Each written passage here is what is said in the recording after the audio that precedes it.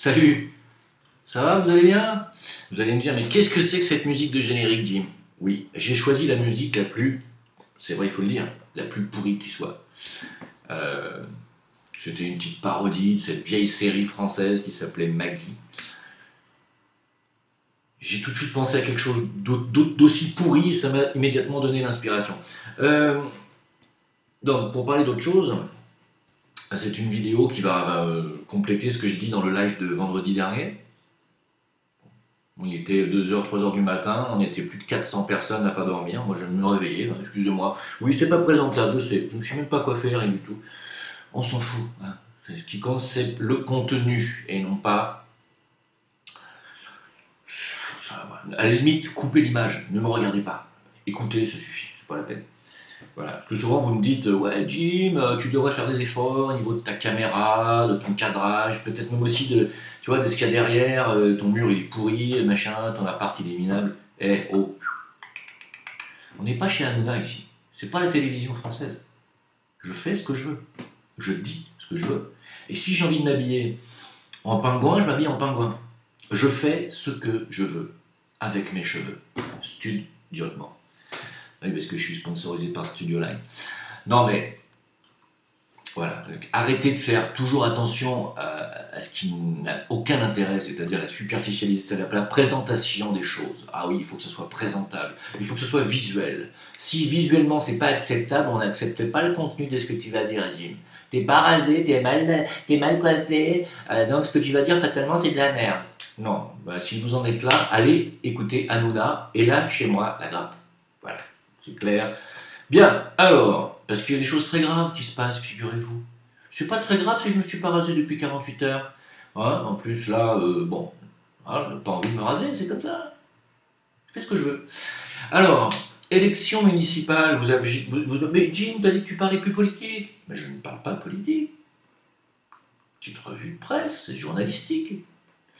Macron a dit aux journalistes français, il va falloir arrêter de donner la possibilité à tous les Français qui pratiquent sur YouTube, Internet, de pouvoir faire un travail de pseudo-journaliste. Ah bah oui, ça l'emmerde. À cause de gens comme moi, les gens ont accès à la vérité. Oh merde. Ah bah comment ils vont faire maintenant pour pouvoir mentir aux gens tout en leur faisant croire que c'est la faute à Dieudonné ou à des gens qui n'ont rien à voir là-dedans. Mince alors, il y a des youtubeurs qui disent la vérité, c'est con ça. Ben, il va falloir interdire YouTube, il va falloir interdire Internet, si vous voulez vraiment passer une dictature définitive. Alors les gens ne savent pas, ou alors s'en foutent complètement. Alors je sais qu'il y a une partie d'entre vous qui n'ont pas l'intention d'aller voter. Moi, vous faites ce que vous voulez, ça ne me regarde plus, puisque la France ne me regarde plus quelque part.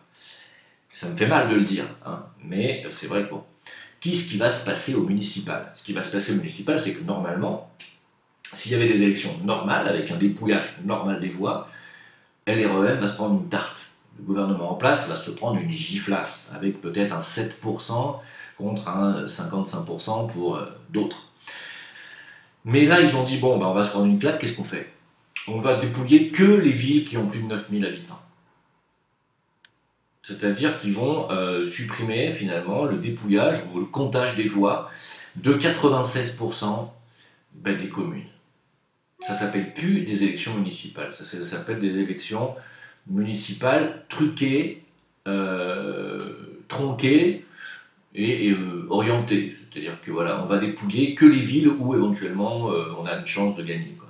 Voilà. C'est pas mal comme conception de la démocratie. Alors ça c'est pas de la politique ce que je fais, hein. C'est un constat, c'est ce qui va se passer. Alors évidemment, vous allez me dire, c'est pas grave de toute façon, moi je vote pas, j'y crois pas. J'y crois plus au vote, machin. Ah ben là, t'auras même plus l'occasion d'y croire. C'est-à-dire que si tu votes pas, au lieu de faire un faux 29%, ils vont faire un vrai faux 40%. Tu vois? Parce qu'ils vont se baser sur les 3 connards qui ont voté pour eux et qui vont représenter la majorité finalement. Donc, tu fais comme tu veux. Si tu n'as plus envie de voter, tu votes pas. Dans ces cas-là, il n'y a aucune raison d'habiter dans une démocratie, dans un pays où il y a le droit de vote. Va habiter directement dans une république bananière. Aucune raison de rester en Europe. Aucune. Si vous ne votez pas, il n'y a aucune raison de rester dans un pays soi-disant démocratique où il y a le droit de vote. Aucune raison. Voilà. Dans ces cas-là, partez dans des pays où il n'y a pas d'élection. Des pays où les mecs sont élus à vie, il y en a plein. Je crois que 70% des pays mondiaux sont des dictatures, vous pouvez y aller. Hein. Voilà, moi, vous faites vraiment, je n'ai pas de conseils à donner. Je ne suis pas là pour donner des conseils. Hein. Alors, si vous trouvez que ce n'est pas une raison suffisante pour descendre dans la rue et faire une révolution, moi je dis une révolution. Parce qu'on l'a fait pour moins que ça déjà quand même, il ne faut pas oublier.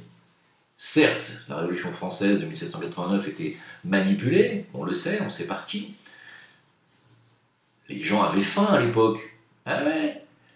Ils n'avaient pas de télévision, ils n'avaient pas de Jarvita, ils n'avaient pas de Nutella.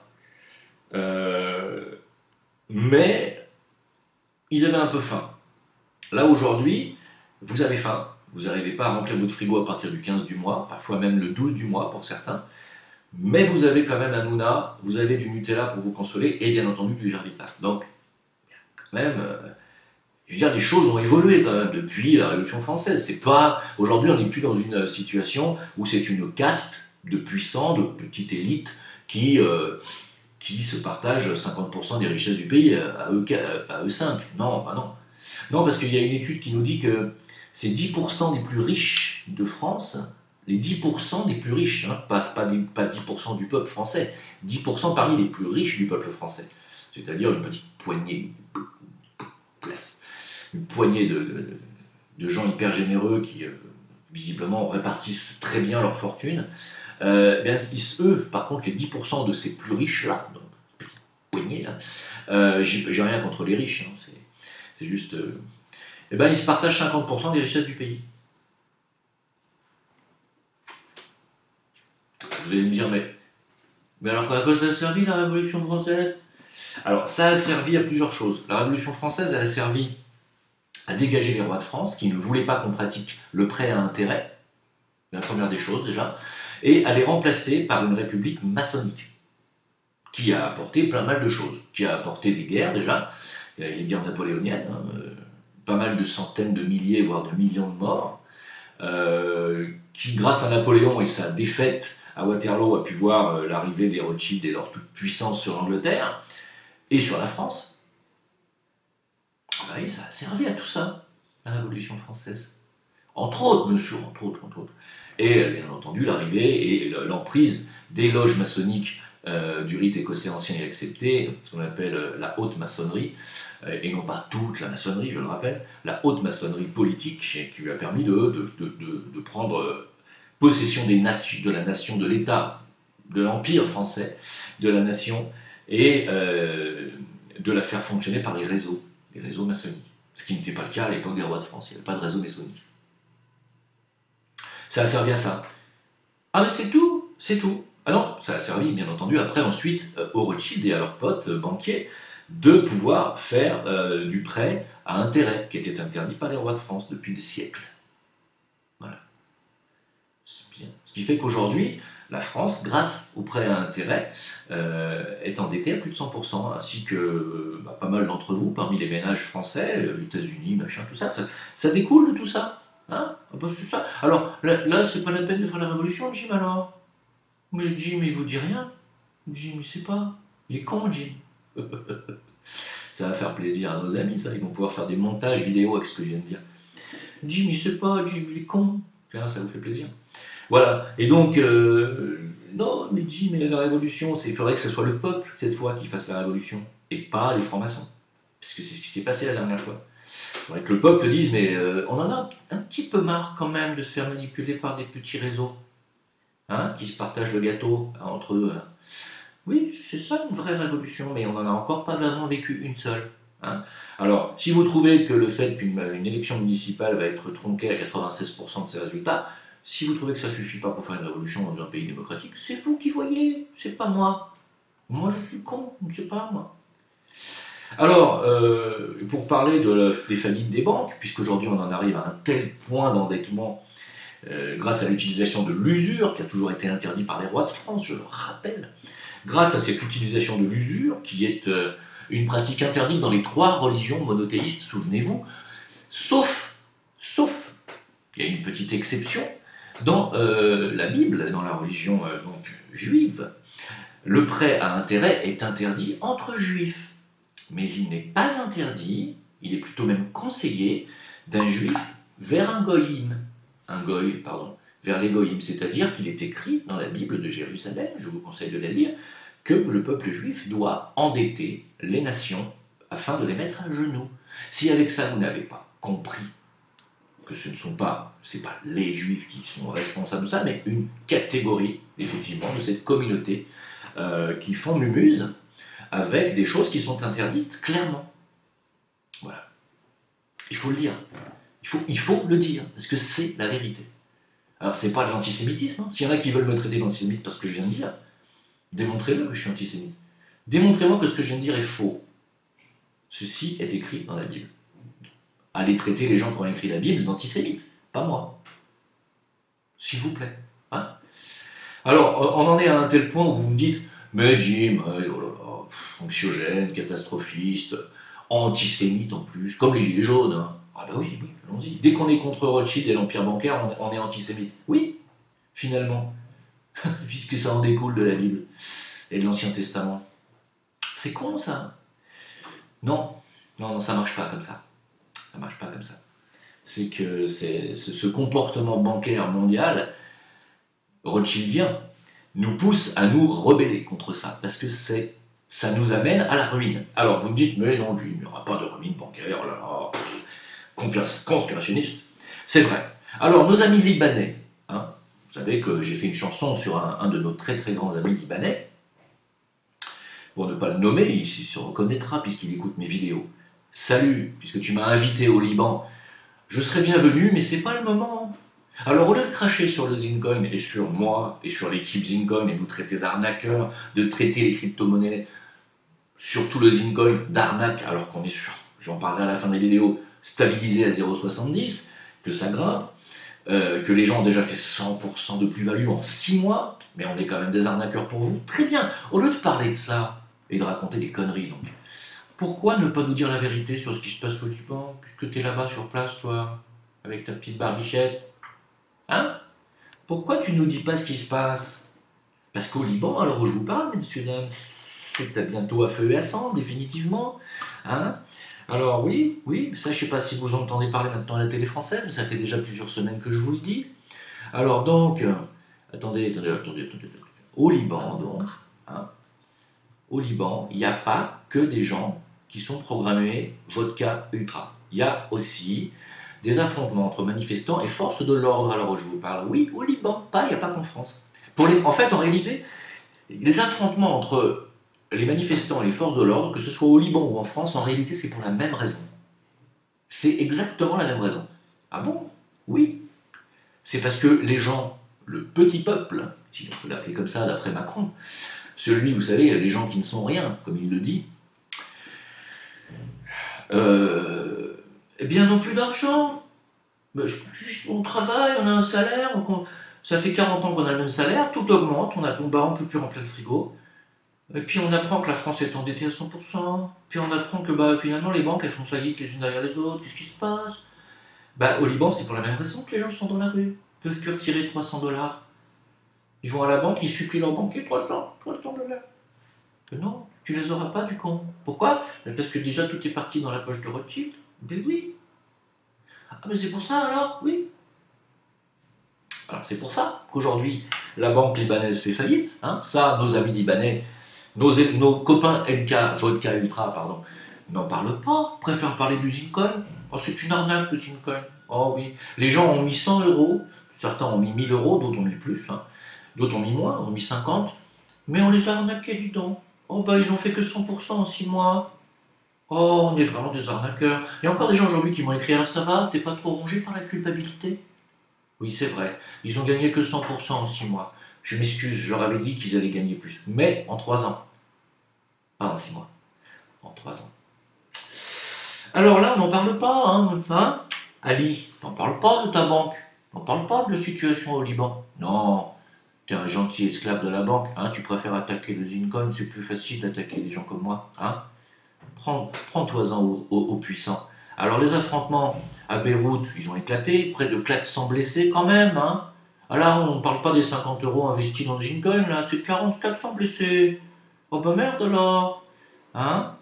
Évidemment, c'est en train de barder. Qu'est-ce qui se passe? La banque libanaise, elle fait faillite littéralement. Pourquoi? Parce que le Liban est annonciateur de ce qui va se passer en France, pour ceux qui ne me croient pas. Mais je m'en fous que vous me croyez ou pas. Hein. C'est l'avenir qui me donnera raison. Hein. Si vous voulez que je vous dise. Vous croyez ou vous croyez pas, j'en ai rien à faire. C'est pas mon problème, c'est le vôtre. Pendant ce temps-là, l'acte 62 des Gilets jaunes hier, avant-hier à Paris, a été extrêmement violent. Vous l'avez vu, hein, je vous apprends rien. C'est normal, comme je vous l'ai dit, ça va se radicaliser, ça va se durcir. Parce les gens sont en train de se rendre compte qu'on n'a pas seulement affaire en face de nous à un gouvernement aveugle et sourd qui navigue à l'aveuglette. Non, non, non, non. Les gens sont en train de se rendre compte qu'ils ont un plan, que le gouvernement a un plan précis qu'on leur donne depuis l'extérieur, parce que c'est un plan qui vient des banquiers, des banques américaines et de la Fédérale Banque américaine en réalité, et de la Banque Centrale Européenne, et aussi de l'ONU, il ne faut pas oublier, et que tout ça marche main dans la main. Et les gens sont en train de se rendre compte qu'en fait, il n'y a plus de démocratie, on ne respecte pas le droit de manifester, on va tronquer les élections municipales, que même les élections de Paris, Lyon, Marseille, c'est pas démocratique, on place des pions, on place des agents, on place des gens, des copains, c'est du copinage, qui le plus souvent sont de la même communauté que les Rothschild. Renseignez-vous. Et les gens commencent à se dire, c'est bizarre, hein? Alors, oui, donc quand tu commences à te réveiller à la réalité que depuis 250 ans, c'est-à-dire depuis la Révolution française, ça fait 250 ans qu'on se fait enculer, en fait, en clair. Là, en ce moment, on en est là. C'est le réveil douloureux du rectum qui fait mal. Voilà. Donc, ça va se durcir, excusez-moi pour le jeu de mots. C'est le mouvement des Gilets jaunes qui va se durcir. C'est normal. C'est où ça, où tu acceptes la vaseline. Hein, et plus ça va aller, plus il va en falloir de la vaseline. Parce que c'est pas la réforme des retraites qui sera la dernière des réformes inadmissibles. Il y en a d'autres qui arrivent derrière, n'oubliez pas, qui veulent vous enlever aussi, même si vous êtes propriétaire, ils veulent vous retirer votre droit de propriété du terrain, je ne sais pas si vous vous rendez compte. Donc, et ça c'est rien, il y en a d'autres qui arrivent derrière, hein. Je vous laisse juste un petit peu déjà avaler celle-là déjà. C'est une histoire d'avaler, de vaseline, c'est assez salace hein, comme histoire. C'est assez salace. Donc, pendant ce temps-là, la destruction de la France, il y en a qui m'ont dit « Mais Jim, tu fais chier toujours à parler des Rothschild, tu dis ouais, c'est de la faute des Juifs. » J'ai jamais dit que c'était la faute des Juifs, hein, j'ai quand même été précis. J'ai dit que c'était de la faute d'une catégorie de gens qui sont de cette communauté, effectivement, c'est vrai, et qui se mélangent avec une autre classe, hyper classe, qui peuvent être parmi les protestants aussi aux États-Unis, hein, qui peuvent être, voilà. Et notamment, par contre, en Europe, c'est vrai que c'est les Rothschild qui font la pluie de beau temps. Voilà. C'est clair. Maintenant, il y en a qui me disent « Ouais, tu fais chier, nous, ce qui nous emmerde en France, c'est surtout, on a surtout des problèmes avec l'islamisme. Hein. » Alors, j'avais dit que je ne parlais plus de ça. Il ne faut pas parler d'islamisme. Seulement, la DGSI vous annonce qu'il y a 150 quartiers qui sont sous l'emprise de l'islamisme en France. 150. Répartis dans plus de 50 départements.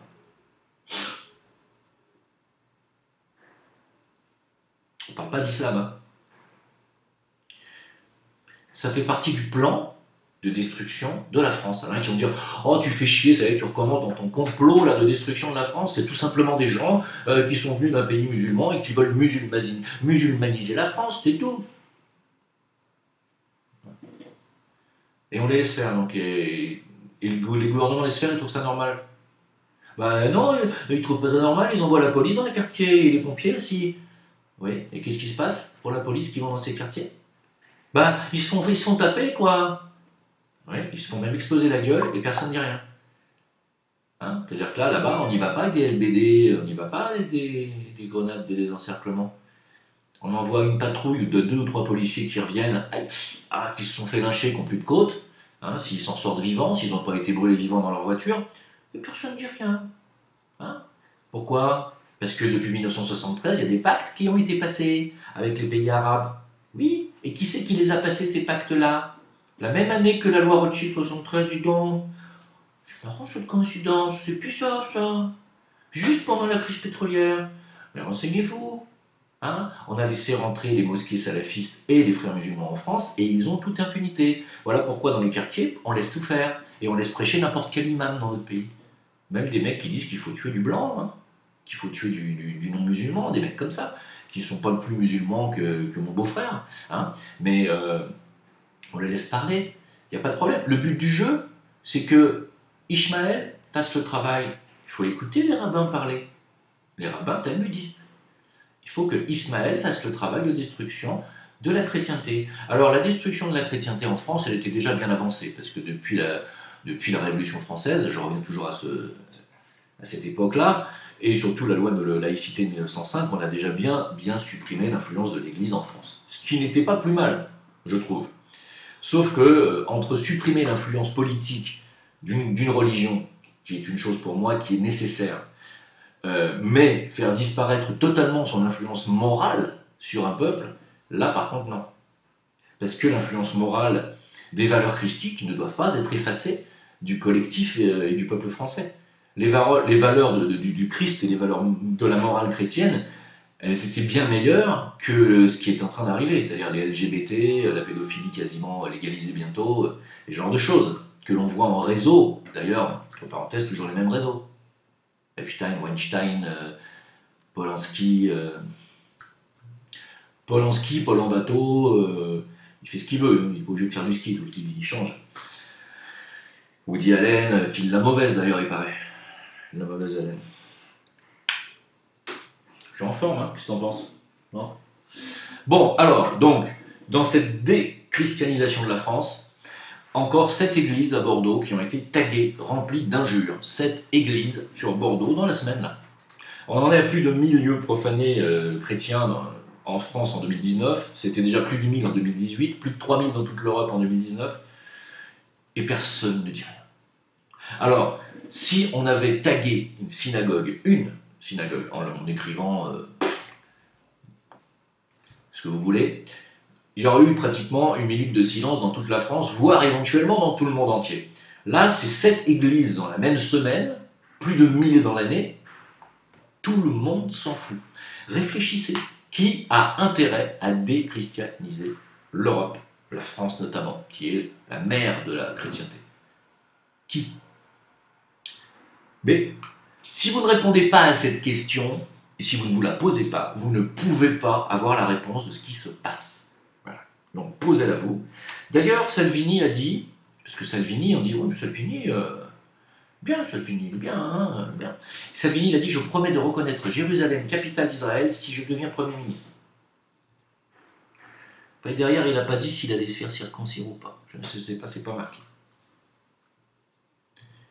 Ouais. Ah bah, faut faire allégeance, hein, c'est comme ça. Hein. Vous allez voir qu'il y a des choses encore plus graves. Alors Poutine, il a dit, moi je vais vous fermer la bouche. Il a dit, votre bouche ignoble de ceux qui tentent de réécrire l'histoire à l'étranger et qui ne disent pas la vérité sur le rôle joué par la Russie, notamment pendant la Seconde Guerre mondiale. C'est vrai que ce sont les Russes qui ont libéré les camps de concentration, ce sont les Russes qui ont fait le plus gros travail de libération de l'Europe, du nazisme. Hein. C'est eux qui ont fait le plus gros boulot. Hein. Et on dit que c'est les Américains, mais c'est les Russes qui ont quasiment tout fait. D'ailleurs, dans les années 50, il y avait eu des sondages, les Français savaient hein, que c'était les Russes qui avaient tout fait, quasiment. Et dans les années 80, c'était le contraire. Tous les Français pensaient que c'était les Américains. On appelle ça une propagande, une manipulation à long terme. Alors aujourd'hui, Poutine, il dit, il y en a ras-le-bol de ces manipulations de l'histoire, je vais tout remettre dans l'ordre. C'est bien. Voilà. Alors Poutine, il n'aime pas les révisionnistes, hein. Il n'aime pas les négationnistes de la Shoah. Je vous préviens de suite, si vous pensez aller en Russie et en tant que négationniste, vous n'allez pas être très bien reçu. Hein. Je pense que le goulag, il est pour vous. Hein. La Russie est un pays qui ne rigole pas avec la Shoah. Sachez-le. Voilà. Donc moi, j'aime bien Poutine, j'aime bien la Russie, donc vous voyez que j'ai absolument rien contre la version officielle de la Shoah qui ne me dérange pas. Il y en a que ça dérange, moi ça ne me dérange pas. Je trouve que c'est immonde ce qui s'est passé de toute façon pendant cette guerre, et je ne reviendrai pas là-dessus. Ça ne vaut pas la peine qu'on revienne là-dessus. On peut en discuter. Ce que je trouve regrettable, c'est qu'on ne puisse plus discuter.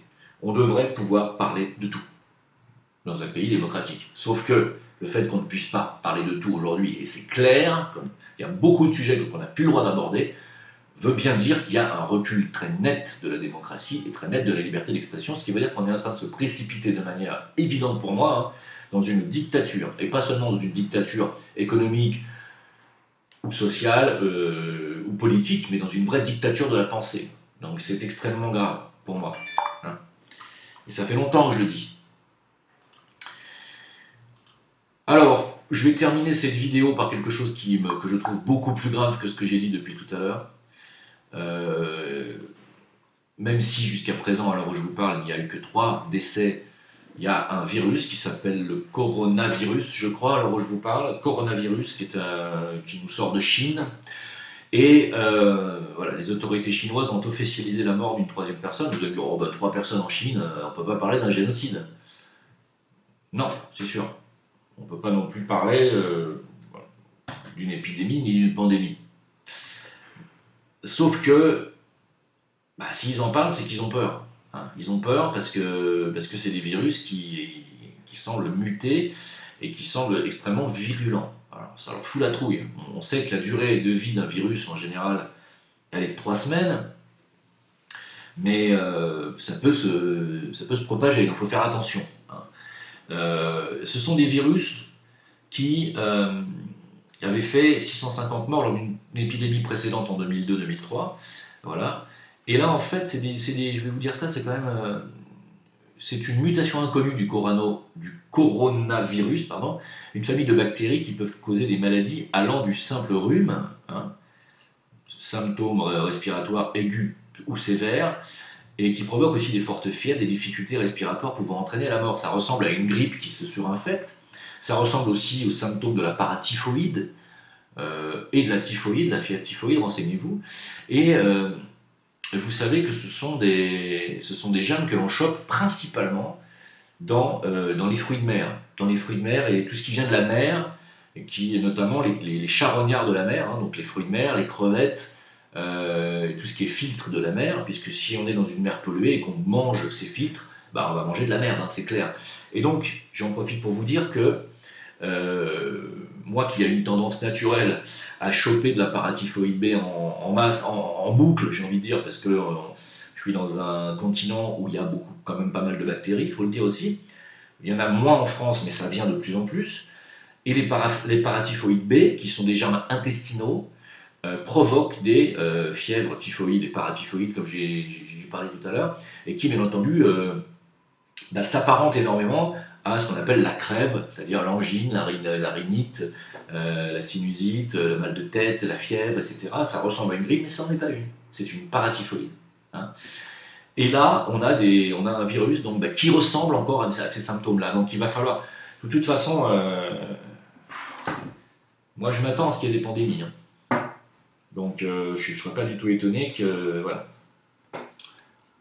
Ils veulent dégager, n'oubliez pas, 7 milliards d'êtres humains sur cette planète. Je parle des gens qui tiennent le monde à l'heure où je vous parle. Ils ne sont pas des gens qui sont dans la générosité. On ne peut pas dire ça. Hein. Voilà, je vais finir par le Zincoin, 30 secondes, juste pour vous dire, puisque ce n'est pas une vidéo sur le Zincoin, mais juste pour vous dire qu'à l'heure où je vous parle, je vais faire un petit tour sur la plateforme d'achat Bbox, puisque c'est là et uniquement là que vous pouvez acheter du Zincoin à l'heure où je vous parle. Je vais regarder en direct. Hein. Bbox, voilà, j'y suis. Ouais. Allez, c'est long. Pourquoi c'est si long? Hein. Je vais dans Innovation, je clique sur le Zincoin, il est à 0,69 centimes de dollars à l'heure où je vous parle. Voilà. D'accord? Il est monté à 70 centimes aujourd'hui et son cours le plus bas était 67 centimes. Donc ça se trade, vous l'avez remarqué, entre 67 et 70 à l'heure où je vous parle. Voilà. Donc nous avons, après 3 semaines sur la plateforme, donc sur les marchés, nous avons une stabilisation à quasiment 70 centimes, soit, pour ceux qui ont acheté pendant l'ICO depuis le mois de fin février de l'année dernière, on est presque à 1 an aujourd'hui, hein, ceux qui ont acheté à 0,32 centimes en passant par mois, ont aujourd'hui fait plus de 100%. Après 3 semaines sur les marchés. On vous a dit que c'est un investissement à court moyen terme, 3, 4 ans, 3 ans, peut-être, ça sera peut-être 5, de toute façon. On a rempli notre contrat. Pour tous ceux qui me disent t'as arnaqué des gens, tous ceux qui disent ça sont des gens qui n'ont pas mis 1 centime dans le Zincoin. Donc, ces gens-là, vous n'êtes plus autorisés à m'adresser la parole sur ce sujet. Est-ce que c'est clair? Tous les gens qui ont acheté, sans aucune exception, ont aujourd'hui, je parle de ceux qui ont acheté depuis que je suis rentré moi comme apporteur d'affaires à 0,32 centimes, 32 centimes, tous ceux qui ont acheté à ce moment-là et par mon biais ont aujourd'hui, à l'heure où je vous parle, fait 100% de plus-value. Qu'est-ce qui rapporte 100% de plus-value en 6 mois sur cette planète? Alors, c'est pas la peine de me faire des commentaires pas possibles sur la spéculation, que c'est Satan, gna gna gna. Ça n'a rien à voir avec l'usure. Rien. Les vrais voleurs aujourd'hui de cette planète sont les gens qui pratiquent le prêt à intérêt. Pas les gens qui investissent dans un actif d'investissement.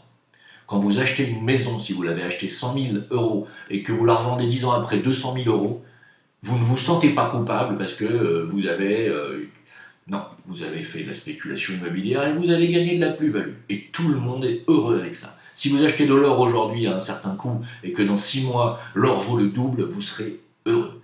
Et le Zincoin aujourd'hui a fait le double de sa valeur en 6 mois. En 9 mois. Voilà. Mais ça fait que 3 semaines qu'on est sur les marchés.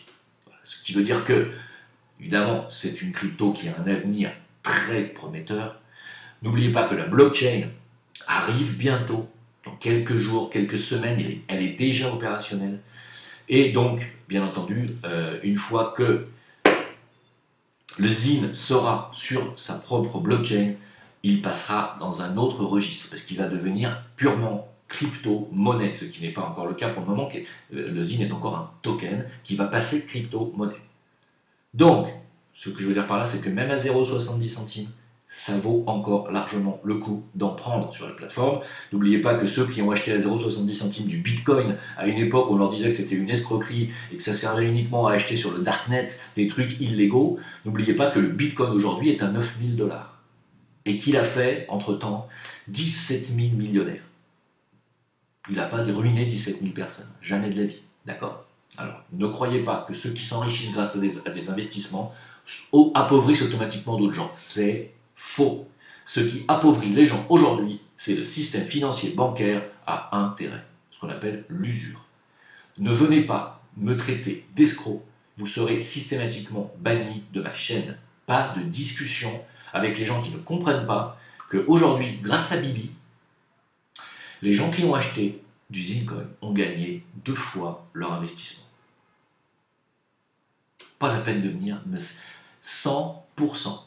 Donc j'ai envie de vous dire, de rien, bye bye.